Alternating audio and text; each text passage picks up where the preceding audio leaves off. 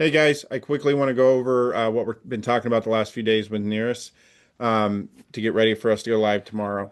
A couple things to remember when we go into NERIS, the apparatus power tool that's normally right here does not exist yet. We're hoping it'll be there by the end of January, but until that time comes, the only person that is going to open up the NERIS report is going to be the incident commander.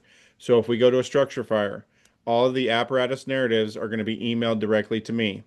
I will attach them once I know the IC is done. So that's any multi-unit response that has, if we have a car fire and we have two engines going, or semi-fire, house fire, those types of responses, where you normally, if you weren't IC, you'd put it in an apparatus narrative. You're just going to email those directly to me for the short time. All right, the next thing we're doing is we're just going to load this like we normally would, and it's taking a while this morning. I apologize. Here we go. All right. So the first thing that we want to do is that we want to hit the CAD button and reload current. This brings all of our times into that one box and just kind of cleans everything up. The next thing we have is the first page up is our presets. We have our EMS presets, our fires, and our AFDs. On EMS ones, again, we try to get the most common ones. Canceled prior to arrival. Again, that's not an EMS one usually, but it is a frequent one when we go to with our AFDs. So we wanted to make sure that we got that in.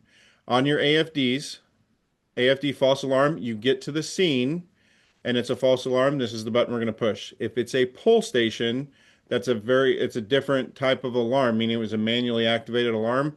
It goes under pull station. All right. So the first thing we're going to do is we're going to say this was an EMS treat and transport. It's going to apply the changes in. Then we're going to go to locations, and we moved this just today because the screen was getting too busy and we wanted to make it a little bit cleaner.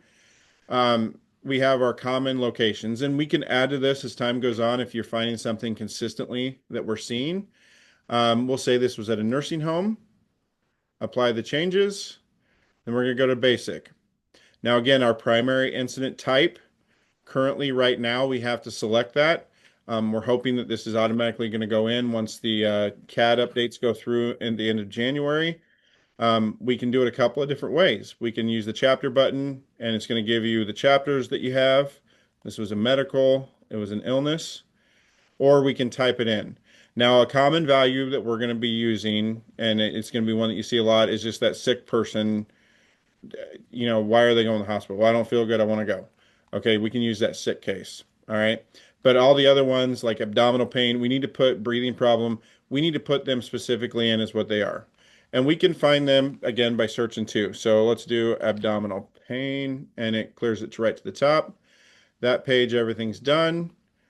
The times button, these are your times, and that's where they live. On this times page, if we get a structure fire, there are extra times that we put in that are specifically related to structure fires or extrication.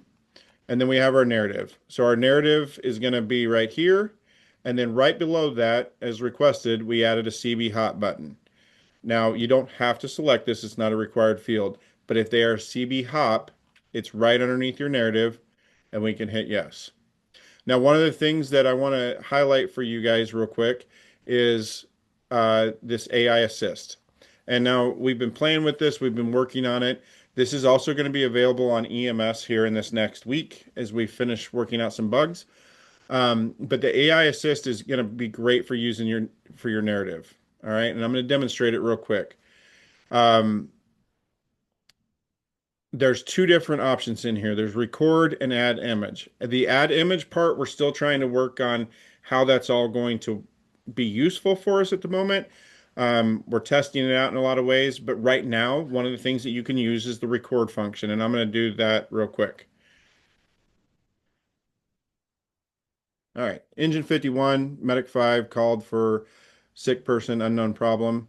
On arrival, command established. Patient found sitting in living room, alert and oriented. Patient assisted to cot, taken to squad. Care and transport provided by Medic 5. Engine 51 returned to service, command terminated. So what it's going to do is it's going to take everything I said in there, and it's going to we hit generate values, and it's going to put it's going to want to try to put a lot of other things in here. So um, the primary incident type, it can change. If that's not right, I don't want to select that. I hit that button. But it is going to put my narrative in. All right. So I can apply changes and then my narrative's put in.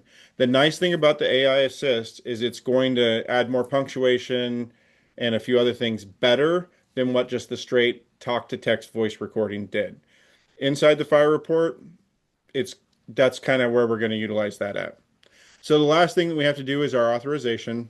And again, this is not generating for some reason right now.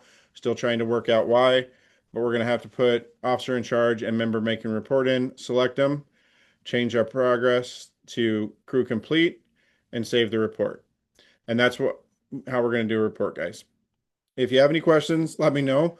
I'm going to do, excuse me, another quick video here on as we keep going. These are going to be in the library for you. Thanks.